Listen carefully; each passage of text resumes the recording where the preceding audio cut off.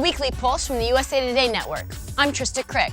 From LeBron's comments on China to the Nats reaching their very first ever World Series, it's been a shocking week in sports. We have our very own national columnist Dan Wilkin to react to LeBron James's remarks on the NBA-China rift, and he does not hold back.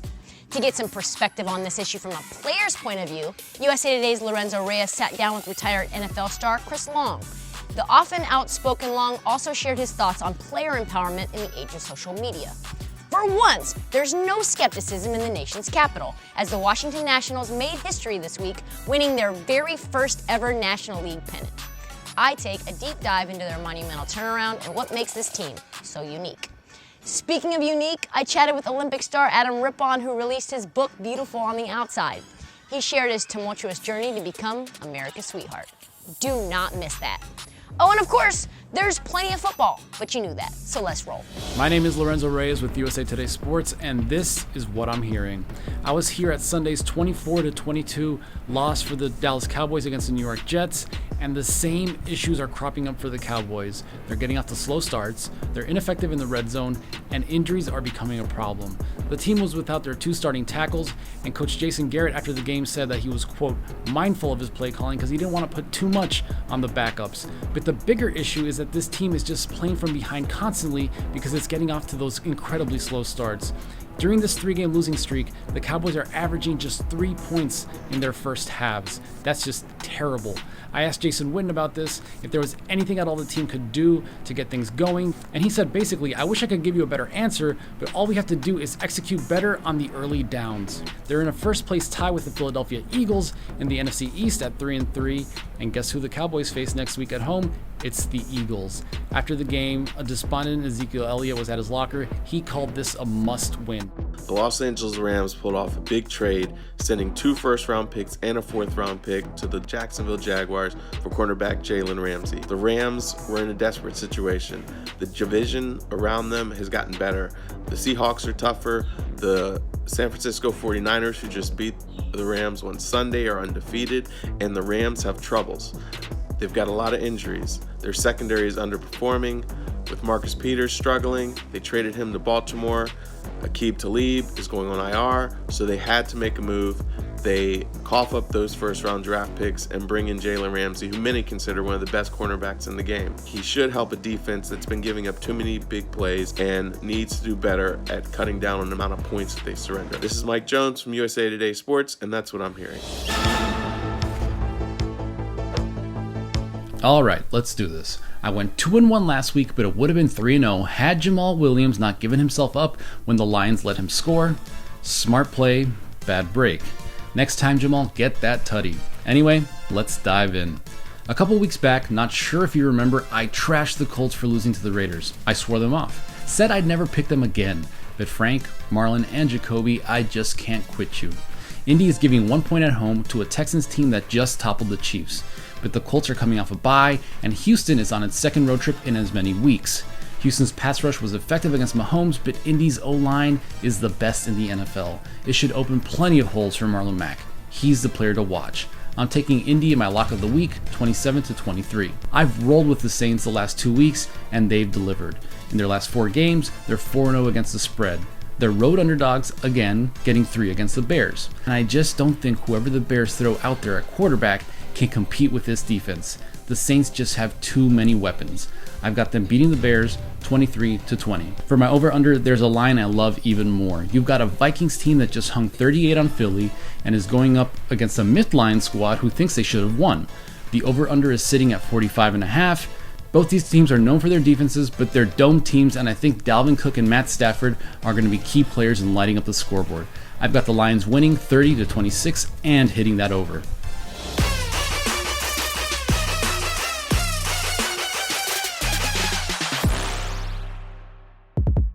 After years of being one of the biggest laughingstocks in the league, the Clippers are title favorites. That's the result of one of the biggest free agent moves we've seen in a long time, and a roster filled with depth, MVP caliber players, and enough defensive prowess to keep teams to, 90? Up and down the roster, this team can not only score from deep, they can get to the rim. Most importantly, this could be one of the best duos we've seen assembled since D-Wade and LeBron teamed up in Miami. And oh yeah, Doc Rivers is steering the ship. Is there a caveat? Yep, it's health. But if Kawhi and PG can stay healthy through the playoffs, it's going to be hard for them to lose. Our very own Mark Medina was at training camp. Here he is to provide more insight. The Los Angeles Clippers are ready to steal the thunder from the Los Angeles Lakers because they got Kawhi Leonard and Paul George. A lot of focus rightfully will be on those two players, but I think more focus will be on Kawhi Leonard. He's only a season removed from winning his second NBA championship, second Finals MVP.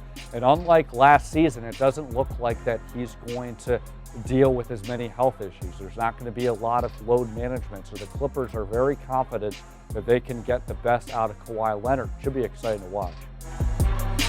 We're almost at the halfway point of the NFL season, and we're starting to see signs about which teams might be contenders and which might be pretenders. Here are the risers and fallers of Week 6. And let's start with the Houston Texans. Deshaun Watson is playing efficiently and leading the offense down the field. The running game is churning up chunks of yards, and the defense is starting to clamp down. Beating the Chiefs is no small feat.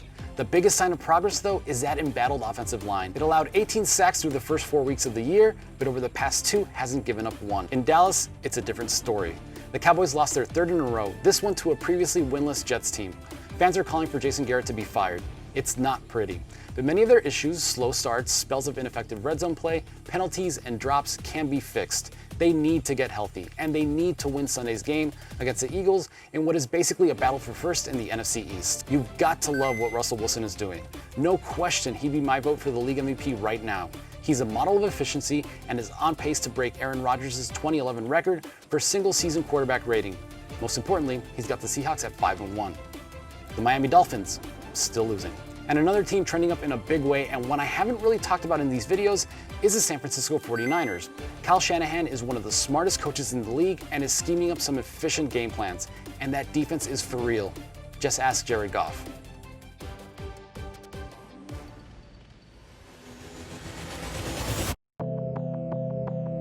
LeBron James is back in the news. Monday night, came home, had his first opportunity to get in front of the media and talk about what happened in China when the Lakers and Nets went over there and the fallout from the tweet. I think that's another situation that should stay behind closed doors. We are to see what happens with any one of our players or with an owner or with a GM at a later date.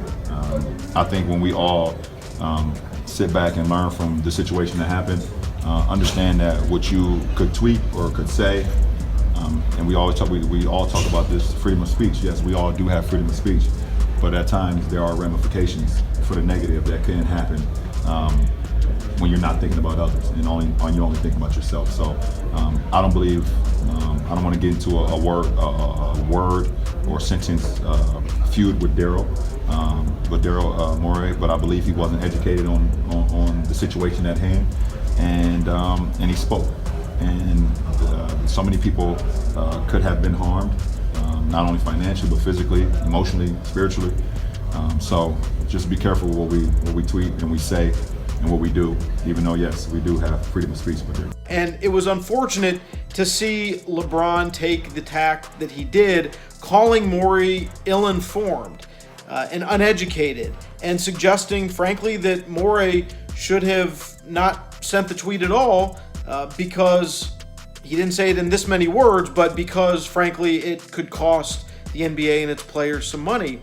And the problem with LeBron, of all people, doing that is he is an athlete who has set himself apart from other high-profile people in his position. Michael Jordan, Tiger Woods, they never wanted to get involved in controversial subjects that went beyond sports. So they didn't weigh in on politics. They didn't weigh in on social justice. But LeBron James has been willing to accept whatever consequences come from wading into those waters. It doesn't matter to him who he ticks off or if he loses fans or if he doesn't sell sneakers to certain groups of people, because he believes the underlying cause he's advocating for is just.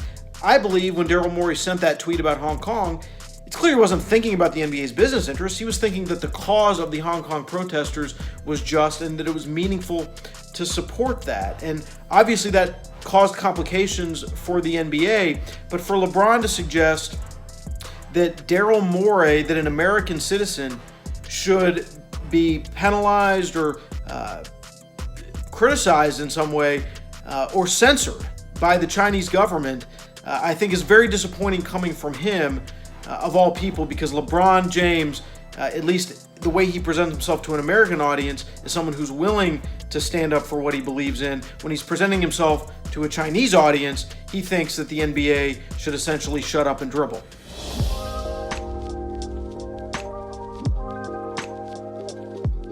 Take LeBron. I mean, is it almost unfair to put him in that situation where he now has to comment and sort of, I mean, his track record, he's sort of built that reputation of fighting for a lot of causes, being a champion for a lot of causes, but with this NBA China thing, you know, he didn't, because he is employed by a company who does business with China. Is it unfair to just bring him in and ask for his opinion to sort of solve a lot of the crisis that's going on? I don't think it's unfair to ask his opinion at all. I think he set a precedent where he is going to weigh in on issues, and I know that this issue isn't central to his community, but I know LeBron's a smart guy. He's not going to be surprised that people want to know his opinion on that. Right. Now, there's been a lot of like back and forth on what he meant the other day. I do understand from a standpoint of like as players are over there, they have to feel safe. And if you're getting on a flight and you're landing in China and you have no idea that Maury's gonna tweet that, like that's an issue. But at the same time, Maury has every right to speak out, just as players do. And we fought for players' rights to speak on issues that are important to them. We can't then, get super mad at Maury. I understand the component of safety, and the fact that he wasn't going to China, but the Rockets are like the Yankees in China. Yeah. So it's like, it's hard with the clickbait kind of media and the lack of nuance and context. And I think if no player should have to talk about social issues, but if you're going to, and I'm not talking about LeBron, I'm talking about in general. I don't think I'm not educated enough on the subject is enough. Right. A day later, 2 days later, I think just no comment it. Yeah. Like if that's where if that's essentially the comment you're making, just say no comment. Down and out, 19-31. Down to their final 6 outs, trailing by 2 twice. Down the Champagne Nationals, you're going to your very first World Series in franchise history. A script that rivals Major League. The Nats reversed theirs. They had one of the worst records in baseball through 50 games. Their manager was days away from being canned. A team filled with talent, but a catastrophic bullpen was floundering. The season felt lost. Basically roll over and quit, or come in like we said each day and try and win that game that day, and we chose the second one. Then Baby Shark happened. Then dancing happened. Then wins. Tons and tons of wins. So many wins, the Nats became the 3rd team in baseball history to reach the playoffs after losing 30-plus games in their first 50. This right here, to me, tops everything I've ever been through. They could have folded, they didn't. This team was finally living up to their potential. And manager Davey Martinez went into the postseason knowing very well what their one Achilles heel was, the bullpen. So he minimized it, hid it, made it a strength, and shocked the Dodgers, stunned and slayed them. And suddenly, the late innings no longer tormented the Nats. They escalated them. A team known for crumbling under postseason pressure suddenly was thriving in it. The Cardinals were just simply victims in the steamroll. Demons of playoff past, exorcised. Max, Strasburg, Corbin, Rendon, Soto, and of course, Howie Kendrick all had their late inning heroics. Them, and I love these guys just as much as they love me. And I know that 100%. And I think that's a big reason of why we have success, because we truly care about the next guy. Moments that, frankly, Bryce Harper never delivered in October. And now, the Nationals are going to their very first ever World Series, and DC's first in 86 years. A script not even Hollywood could write. Skating has been the one thing that I'm like, oh, like, that's my talent. And I didn't go to the Olympics twice, and I'm like, is it though? Yeah. Adam Rippon, new book. For those who haven't read the book, what was it that your mom did?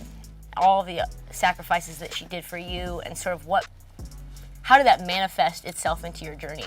Looking back, my mom had to do so many crazy things. And now being somebody who's like, I'm gonna be 30 in November, and my mom was like 28 when she had me. So Wow. it's just very insane to think that somebody who's about my age was trying to deal with like a child. But some of the things that my mom did, she would help get me to different cities to work with different coaches. She would like refinance the house to have money to pay for my skating and everything. And I didn't really know a lot of what my mom was doing. I just knew it was a lot. But I wouldn't have changed anything about the way that my mom raised me, because it pushed me to be really thoughtful of everything that I did.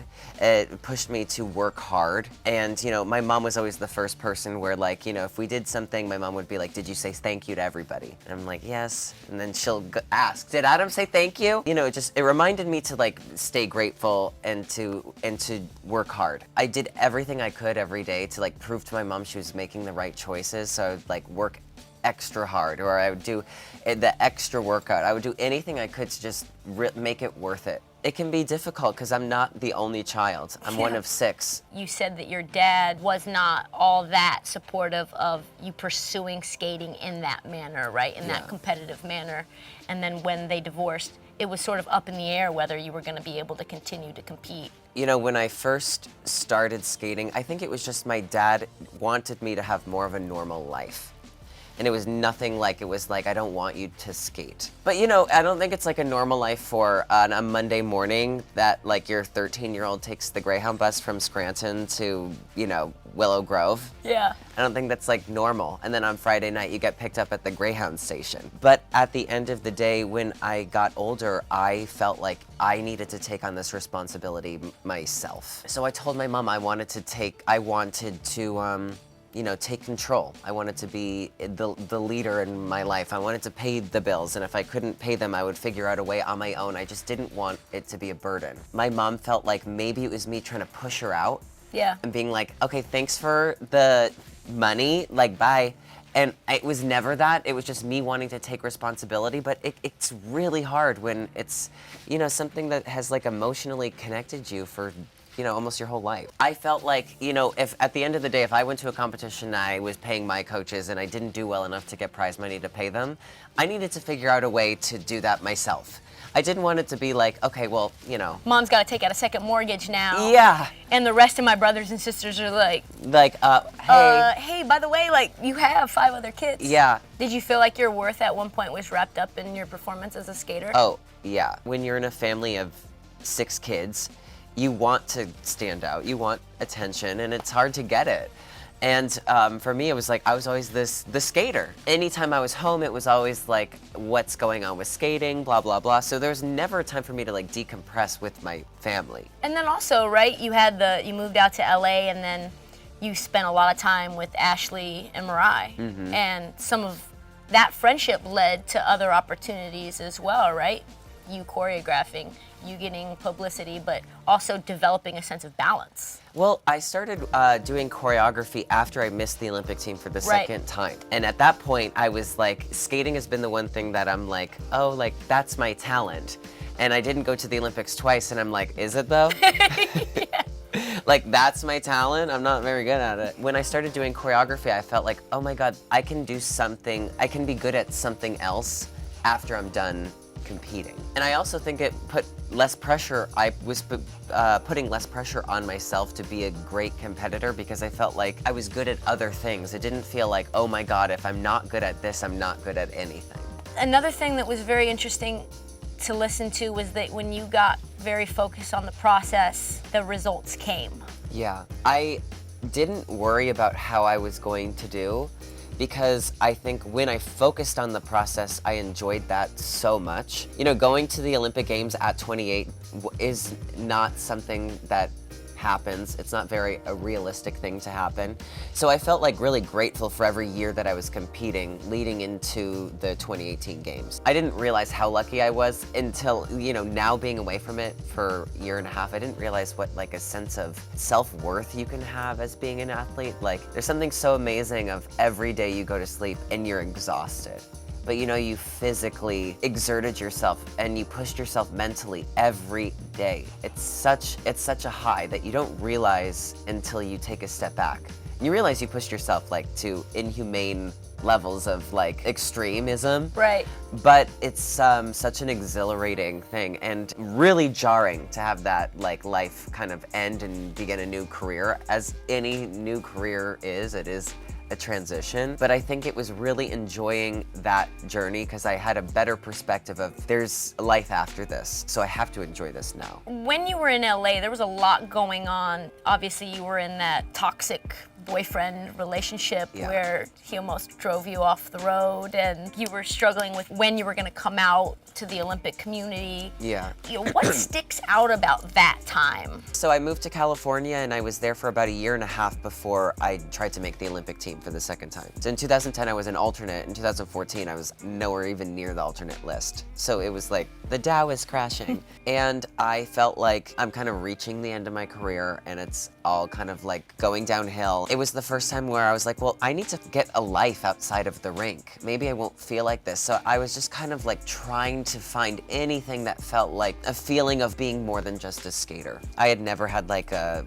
relationship before, so this person who I met, and it was like the first person who was like sort of like interested in me, and you know, they weren't the greatest. It was like, you know, an emotionally abusive relationship that felt like it could get physically abusive. One day I kind of woke up and was like, I can't believe I'm in this situation that I'm in right now. Like, how did this happen? In those moments, I had to really like own who I was and what I was doing.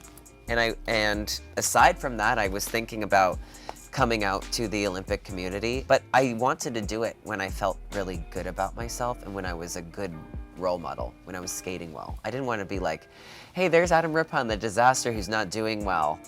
And he's gay, which is, that's good. Yeah, it's gonna do a lot for a lot of young kids, yeah.